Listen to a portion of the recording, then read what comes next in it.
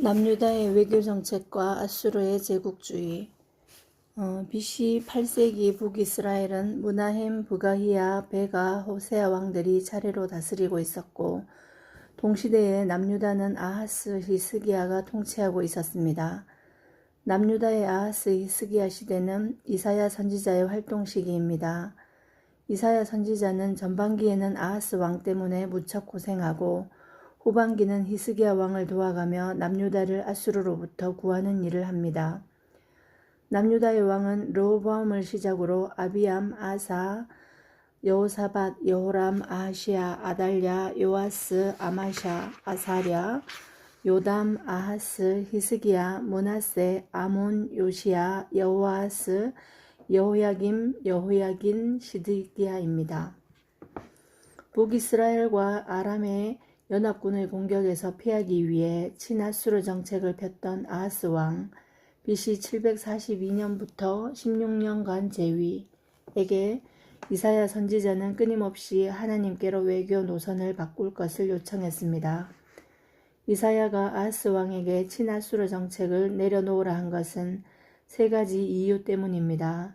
첫째, 형제국 북이스라엘이 멸망당하는데 어떤 빌미를 제공하지 말라는 것이며, 둘째, 결국 아수르와 가까이 하면 아수르의 종교적 영향을 받을 것이 문제될 것이며, 셋째, 결국 아수르는 반드시 침략적 속성을 드러내는 제국주의의 본질을 벗어날 수 없을 것이기 때문입니다. 이렇게 아수르는 하나님께서 잠시 사용하시는 몽둥이에 불과하다고 아무리 알려져도 아하스 왕은 이사야 선지자의 말을 들으려 하지 않았습니다. 오히려 자신의 국제 감각과 외교 정책에 선지자가 개입하는 것에 대해 무시하는 태도로 일관했던 것이지요. 아하스 왕은 이사야가 이미 훤하게 뚫고 있는 제국주의의 본질을 알지 못했던 것입니다. 그러자 이사야는 하나님의 세계 경영 능력이 믿어지지 않으면 어떤 징조라도 구하라고 말합니다. 그러나 아하스 왕은 놀라운 믿음으로 하나님을 시험하지 않겠다며 징조조차 구하지 않습니다. 이사야가 아하스에게 말합니다. 너는 네 하나님 여호와께 한 징조를 구하되 깊은 데에서든지 높은 데에서든지 구하라. 아하스가 말합니다. 나는 구하지 아니하겠나이다. 나는 여호와를 시험하지 아니하겠나이다. 이에 이사야가 쏘아붙이듯이 말합니다. 다윗의 집이여 원하건대 들을지어다. 너희가 사람을 괴롭히고서 그것을 작은 일로 여겨 또한 나의 하나님을 괴롭히려 하느냐. 그러므로 주께서 친히 징조를 너희에게 주실 것이라. 보라, 처녀가 잉태하여 아들을 낳을 것이요 그의 이름을 임마누엘이라 하리라. 이사야 7장 10절로 14절 참고. 당시 상황은 북이스라엘의 멸망이 기정사실로 드러난 때였습니다. 왜냐하면 하나님께서 선지자들을 보내셔서 최후 통첩을 했음에도 그들이 돌아오지 않자 북이스라엘의 문을 닫으시기로 결정하셨기 때문입니다. 그런데 북이스라엘이 아람과 남유다 그리고 애굽과 동맹을 맺으며 아수르에 저항해 보려는 무모한 외교를 펼치고 있었던 것입니다. 이때 하나님은 이사야를 통해 북이스라엘이 그들의 죄로 인해 곧 망하게는 되기는 하지만 남유다가 북이스라엘이 망하는데 돕기까지는 하지 말라는 것이었습니다. 왜냐하면 북이스라엘과 남유다는 형제라는 것이 하나님의 말씀입니다. 그런데 아하스 왕은 이사야의 말을 듣지 않고 아수르를 동원해 북이스라엘이 망하는데 결국 돕는 결과를 초래하고 만 것입니다. 위에서 아하스 왕이 아수르 왕에게 썼던 편지를 기억하시지요. 결국 북이스라엘과 아람으로부터 남유다를 돕겠다는 명분으로 내려왔던 아수르는 그들의 의도대로 그리고 남유다의 요청대로 북이스라엘과 아람을 멸망시켰습니다. 그러자 남유다는 아수르에 감사의 표시를 하기 위해 많은 조공을 가지고 아수르에 사신을 보내야 했습니다. 국제관계에서 말로 적당히는 있을 수 없습니다. 오직 give and receive가 확실히 있을 뿐이지요. 아하스가 여호와의 전과 왕궁과 방백들의 집에서 재물을 가져다가 아수르 왕에게 주었으나 그에게 유익이 없었더라. 역대하 28장 21절. 아하스는 그 시대에 그렇게 훌륭한 선지자 이사야의 조언을 듣고도 하나님께로 외교 노선을 바꿀 생각을 끝까지 하지 않았습니다. 죽는 날까지 강대국 아수르를 의지하며 그의 아들 히스기야도 자신의 뒤를 따르도록 만드는 일을 했을 뿐입니다. 그리고 이미 바알과 아세라 우상들이 가득한 남유다에 아수르의 신들까지 수입해서 하나님의 진노를 한몸 가득 받으며 그의 아들 히스기야에게 왕위와 나라의 위기를 함께 물려주고 죽었습니다. 남유다는 이후 약 150년을 더 버티다가 아수르가 아닌 바벨론에 의해 나라의 문을 닫게 됩니다. 이제부터 그 150년 이야기가 이어집니다. 남유다 아하스 왕의 치명적 실수. 아수르 왕에게 나는 왕의 신복이요 왕의 아들이라 라는 굴욕적인 편지를 썼던 아하스 왕은 자기 마음대로 성전과 왕궁 곳간에 있는 은과 금을 아수르 왕에게 뇌물로 바쳤습니다. 자기 왕실의 것을 바치는 것도 모자라 하나님의 성전에 있어야 할 것들을 아수르 왕에게 바쳤다는 것은 일단 큰 잘못입니다. 그런데 거기서 한 발 더 나아가 아하스가 참담한 일을 또 벌이는 것을 우리는 보아야 합니다. 이것은 단순히 굴욕 외교를 넘어 아하스의 치명적 실수라고밖에 표현할 길이 없습니다. 아하스 왕이 아수르의 왕 디글랏 블레셀 3세를 만나러 다메섹에 갔다가 거기 있는 제단을 보고 그 제단의 모든 구조와 제도의 양식을 그려 제사장 우리아에게 보냅니다. 그러자 아하스 왕이 다메섹에서 돌아오기 전에 제사장 우리아는 제단을 만듭니다. 왕이 다메섹에서 돌아와 제단을 보고 제단 앞에 나아가 그 위에 제사를 드리는데 자기의 번제물과 소제물을 불사르고 또 전제물을 붓고 수은제 짐승의 피를 제단에 뿌립니다. 그리고 또 여호와의 앞 곧 성전 앞에 있던 놋제단을 새 제단과 여호와의 성전 사이에서 옮겨다가 그 제단 북쪽에 그것을 둡니다. 아하스 왕이 제사장 우리아에게 명령합니다. 아침 번제물과 저녁 소제물과 왕의 번제물과 그 소제물과 모든 국민의 번제물과 그 소제물과 전제물을 다 이 큰 제단 위에 불사르고 또 번제물의 피와 다른 제물의 피를 다 그 위에 뿌리라. 오직 놋제단은 내가 주께 여쭐 일에만 쓰게 하라. 제사장 우리아는 아하스 왕의 모든 명령대로 행합니다. 열왕기하 16장 10절로 16절 참고. 아수르는 아람과 북이스라엘을 포함한 많은 나라들을 정복하고 개선식을 거행하면서 남유다의 아하스를 초대했었습니다. 개선식 하면 우리는 주로 로마를 생각합니다. 로마의 개선식은 할리우드 영화를 통해 본 기억이 있기 때문이겠지요. 개선식은 전쟁을 승리로 끝냈을 경우 백성에게 전쟁의 승리를 알리고 전리품들을 보여주며 전쟁에서 전사한 군인들의 가족들에게 위로와 명예와 경제적 보상을 해주는 것이 그 목적입니다. 그때 전사한 군인들을 위해서는 종교적 의식이 반드시 필요합니다. 종교를 통해 승화하지 않으면 전사라는 것을 받아들이기가 쉽지 않기 때문입니다. 이는 동서고금을 막론하고 아군의 희생 문제를 처리하는 가장 효과적인 방법이기도 합니다. 로마의 경우 개선식은 개선 장군이 네필의 백마가 끄는 마차를 타고 퍼레이드를 한 후에 전쟁의 신에게 참배하고 그 신전의 문을 닫음으로 전쟁이 끝났다는 것을 국민들에게 알리는 것이었습니다. 그리고 전쟁에 참전한 군인들과 전사한 군인 가족들에게 전리품을 주어 그들에게 위로가 될 만큼의 경제적 보상을 하는 것이었습니다. 아수르의 개선식도 전리품을 보여주는 것 이상으로 전쟁에서 죽은 수많은 군인들을 위로하는 데 그 초점을 맞췄을 것입니다. 대형 기획사가 그 행사를 진행했겠지요.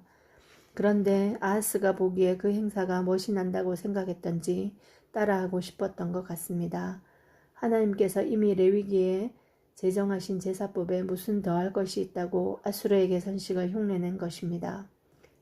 아수르의 개선식에 참여했던 아하스가 그곳에서 큰 감명을 받고 돌아와서 한 일은 예루살렘에 아수르 신을 수입하고 아수르식으로 제단을 세우며 아수르 신에게 직접 제사를 드리는 일이었습니다. 그리고 하나님께 제사 드리는 성전 앞에 있던 놋단을 새로 지은 아수르 신전과 성전 사이에서 옮겨다가 그 단 북편에 두게 한 것입니다. 또 제사장에게 아침 번제, 저녁 번제, 왕의 번제 소제와 국민의 번제 소제와 전제를 모두 아수르 제단에서 아수르 신에게 제사로 드리라고 명령을 내렸습니다. 제사장은 아하스의 명령대로 매일 아수르 신에게 제사하는 일을 실행했습니다. 이사야 선지자가 몸져 눕지 않았을까 싶습니다. 더 나아가서 아하스는 안식일에 사용하기 위하여 성전에 건축한 낭실과 왕이 밖에서 들어가는 낭실을 아수르 왕의 마음에 들게 하기 위해 마음대로 옮겨 놓았습니다. 아하스의 눈에는 강대국 아수르 왕이 하나님보다 훨씬 크게 보였던 것입니다. 아하스 왕이 물두멍 받침의 옆판을 떼내고 물두멍을 그 자리에서 옮기고 또 놋바다를 놋소 위에서 내려다가 돌판 위에 그것을 두며 또 안식일에 쓰기 위하여 성전에 건축한 낭실과 왕이 밖에서 들어가는 낭실을 아수르 왕을 위하여 왕을 두려워하여 여호와의 성전에 옮겨 세웠더라. 열왕기하 16장 17절로 18절. 사실 레위기에서 주어진 제사 양식은 그 자체로 이미 손볼 것이 없습니다. 하나님께서 직접 설계하신 것이기 때문입니다. 그런데 아하스는 이 난리를 쳐놓고 죽었습니다. 그럼에도 불구하고 이사야 선지자는 이제 아하스의 아들 히스기야에게 또다시 희망을 걸고 하나님의 말씀을 전하기 시작합니다. 하나님의 종이 해야 할 일이기 때문이겠지요. 이사야 선지자와 히스기야의 국방 외교 정책 대결. 이사야 선지자의 이름 뜻은 여호와는 구원이시다입니다. 이사야는 그의 이름의 뜻 자체가 그의 사역의 주제였다고 할 수 있습니다. 강대국이 구원이 아니라 하나님이 구원이시라는 것을 전하기 위해 심지어는 3년 동안이나 벗은 몸으로 예루살렘으로 출근하기까지 했을 정도입니다. 당대의 지성인이었던 이사야가 그렇게까지 한 것은 백성이 하나님께로 돌아오지 않으면 그보다 더한 수치를 당하게 될 것이라는 경고였습니다. 그때 여호와께서 아모스의 아들 이사야에게 말씀하십니다. 갈지어다 내 허리에서 배를 끌고 내 발에서 신을 벗을지니라. 이사야는 하나님의 말씀대로 벗은 몸과 벗은 발로 다닙니다. 여호와께서 말씀하십니다. 나의 종 이사야가 3년 동안 벗은 몸과 벗은 발로 다니며 애굽과 구스에 대하여 징조와 예표가 되었느니라. 이사야 20장 2절 3절 참고. 이상한 결혼을 해야 했던 호세아 선지자나 눈물로 눈이 상할 정도로 울면서 말씀을 전한 예레미야 선지자나 선지자의 삶이 정말 녹록지 않았음을 우리에게 보여줍니다.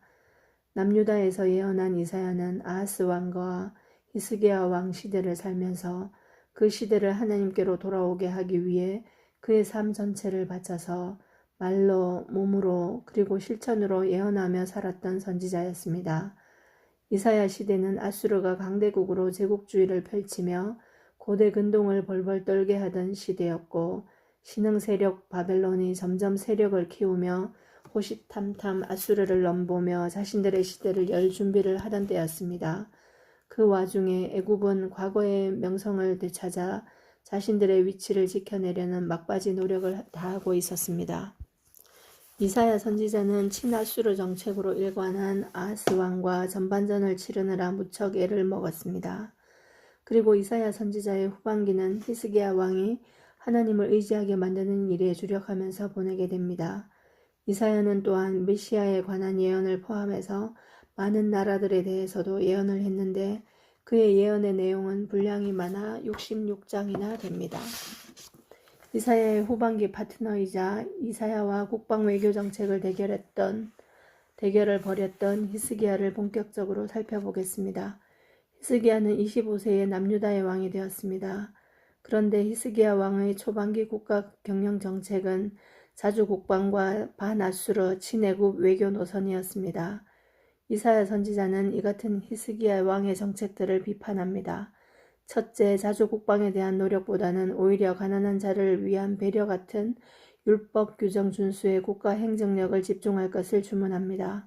둘째, 친애국 외교 노선을 철회해야 할 것이며 오직 하나님만 의지하고 강대국 중심의 국가 경영이 아닌 하느님 중심의 세계 경영을 믿고 따를 것을 요청합니다. 그러나 이사야의 외교적 충고를 전적으로 수용하지 못한 채 반아수르 친애국 노선을 붙들고 있는 히스기야 왕의 자서는 결국 아수르에게 남유다 침공에 대한 빌미를 제공합니다. 그렇게 아하스와 다르게 친아수르 정책을 펼치지 않는 히스기야를 아수르가 가만히 내버려 둘 리가 없었습니다. 아수르는 히스기야가 왕이 된 지 6년 만인 31세 때에 북이스라엘을 멸망시켰습니다. 그리고 남유다로 내려와 남유다의 성읍들을 하나하나 점령해 가면서 차츰 예루살렘까지 진격해 올 기미를 보이기 시작합니다. 그러자 히스기야는 방백들과 용사들과 함께 예루살렘 성 밖의 모든 물 근원을 막아 아수르의 공격에서 맞서볼 계획을 세우기 시작합니다. 이때 백성이 많이 모여 모든 물 근원과 땅으로 흘러가는 시내를 막고 말합니다. 어찌 아수르 왕들이 와서 많은 물을 얻게 하리요. 이에 히스기야가 힘을 내어 무너진 모든 성벽을 보수하되 망대까지 높이 쌓고 또 외성을 쌓고 다윗성의 밀로를 견고하게 하고 무기와 방패를 많이 만듭니다. 역대하 32장 2절로 5절 참고. 폴 존슨의 주장에 따르면 히스기야의 이 계획은 암하레츠 땅의 백성들의 비밀스런 지원이 있었고 실로암 터널을 개통하여 기온샘으로부터 성 안에 있는 물 저장소까지 물을 끌어들이고 남는 물은 기드론 시내까지 흘러가게 하는 배수로를 마련했으며 이로 인해 만약에 있을 아수르의 포위 공격에도 대응할 만큼의 충분한 물이 확보되어 있었기 때문에 성공 가능성이 있었다고 합니다. 1867년에서 1870년까지의 고고학적 발굴을 통해 고고학자 캐슬린 케이년은 이 터널을 발굴하여 역사성을 이미 입증했습니다. 케이년에 의하면 물을 끌어들인 거리가 1200규빗에 달했다고 합니다. 히스기야는 이 공사를 시작하면서 아수르의 공격에 대비함과 동시에 친애국 정책을 펼쳤습니다. 그러나 히스기야의 야심찬 공사에도 불구하고 아수르는 유다의 모든 강한 성읍들을 다 점령하고 마침내 예루살렘까지 에워싸고 말았습니다. 그러자 히스기야가 할 수 없이 그의 아버지에게서 배운 것들을 순서대로 실천하기 시작합니다. 첫째는 아수르 왕에게 굴욕 편지 쓰기, 둘째는 아수르 왕에게 성전과 왕궁 곳간에 있는 은과 금 바치기였습니다. 히스기야 왕 14년에 아수르의 왕 사네립이 올라와서 유다 모든 견고한 성읍들을 쳐서 점령합니다. 유다의 왕 히스기야는 라기스로 사람을 보내어 아수르 왕에게 말합니다. 내가 범죄하였나이다. 나를 떠나 돌아가소서. 왕이 내게 지우시는 것을 내가 당하리이다. 그러자 아수르 왕이 은 300달란트와 금 30달란트를 정하여 유다 왕 히스기야에게 내게 합니다. 히스기야가 이에 여호와의 성전과 왕궁 곳간에 있는 은을 다 주었고 모자라는 금을 채우느라 성전과 왕궁의 모든 기둥에 입힌 금을 벗기기까지 합니다. 열왕기하 18장 13절로 16절 참고. 어떻게 금 30달란트를 만들지 못해 성전 문과 기둥에 입힌 금을 벗기고 있는지 히스기야 시대의 경제 형편이 안쓰럽기 거지없습니다. 다윗 시대와 비교하면 확실히 그 차이를 확인할 수 있습니다. 다윗은 그의 아들 솔로몬에게 성전 건축을 당부하면서 은 100만 달란트와 금 10만 달란트를 준비해 주었습니다. 그리고 솔로몬에게 더 많이 준비해서 성전 건축에 헌금할 것을 당부까지 했습니다. 이제 내 아들아, 여호와께서 너와 함께 계시기를 원하며 네가 형통하여 여호와께서 네게 대하여 말씀하신 대로 내 하나님 여호와의 성전을 건축하며 내가 환난 중에 여호와의 성전을 위하여 금 10만 달란트와 은 100만 달란트와 녹과 철을 그 무게를 달 수 없을 만큼 심히 많이 준비하였고 또 제목과 돌을 준비하였으나 너는 더할 것이며 또 장인이 네게 많이 있나니 곧 석수와 목수와 온갖 일에 익숙한 모든 사람이니라. 금과 은과 녹과 철이 무수하니 너는 일어나 일하라. 여호와께서 너와 함께 계실지로다. 역대상 22장 11절 14절로 16절. 솔로몬 시대 예루살렘 성전의 모습은 이렇습니다. 솔로몬이 정금으로 외소 안에 입히고 내소 앞에 금사슬로 건너 지르고 내소를 금으로 입히고 온 성전을 금으로 입히기를 마치고 내소에 속한 제단의 전부를 금으로 입혔더라. 열왕기상 6장 21절 22절. 솔로몬이 또 여호와의 성전의 모든 기구를 만들었으니 이는 곧 금단과 진설병의 금상과 내소 앞에 좌우로 5씩 둘 정금 등잔대며 또 금꽃과 등잔과 불집게며 또 정금 대접과 불집게와 주발과 숟가락과 불을 옮기는 그릇이며 또 내소 곧 지성소의 문에 금 돌적이와 성전 곧 외소문의 금 돌적이었습니다.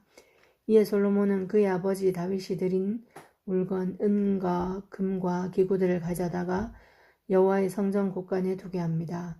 열왕기상 7장 48절로 51절 참고. 다윗은 금 10만 달란트를 성전 건축을 위해 준비하고도 하나님의 성전을 사모하는 마음으로 또 여분으로 오빌의 금 3천 달란트를 헌금했습니다. 그러자 다윗의 측근들도 금 5천 달란트를 또 헌금했습니다. 그러니 예루살렘 성전에 사용된 금만 해도 어림잡아 10만 8천 달란트가 들어간 것입니다. 다윗이 말합니다. 성전을 위하여 준비한 이 모든 것 외에도 내 마음이 내 하나님의 성전을 사모함으로 내가 사유한 금, 은으로 내 하나님의 성전을 위하여 드렸노니 곧 오빌의 금 3천 달란트와 순은 7천 달란트라. 모든 성전벽에 입히며 금 은그릇을 만들며 장인의 손으로 하는 모든 일에 쓰게 하였노니 오늘 누가 즐거이 손에 채워 여호와께 드리겠느냐. 이에 모든 가문의 지도자들과 이스라엘 모든 지파의 지도자들과 천부장과 백부장과 왕의 사무관이 다 즐거이 드리되 하나님의 성전 공사를 위하여 금 5천 달란트와 금 10,000다리, 은 10,000 달란트와 놋 18,000 달란트와 철 10만 달란트를 드리게 됩니다. 역대상 29장 3절로 7절 참고. 그런데 히스기야 시대에 아수르에게 보낼 조공으로 금 30달란트가 없어서 성전과 왕궁의 기둥에 입힌 금을 벗기고 있다니 그동안 여러 강대국들에게 빼앗기고 바친 조공이 얼마나 상상 초월할 만큼의 액수인지 짐작이 갈 것입니다. 히스기야가 진짜 어려움에 처하게 된 것은 히스기야가 왕이 된 지 14년째인 39세 때입니다. 정말 어려움에 처하자 비로소 히스기야가 이사야를 부릅니다. 이때부터 히스기야는 본격적으로 이사야의 도움과 조언들을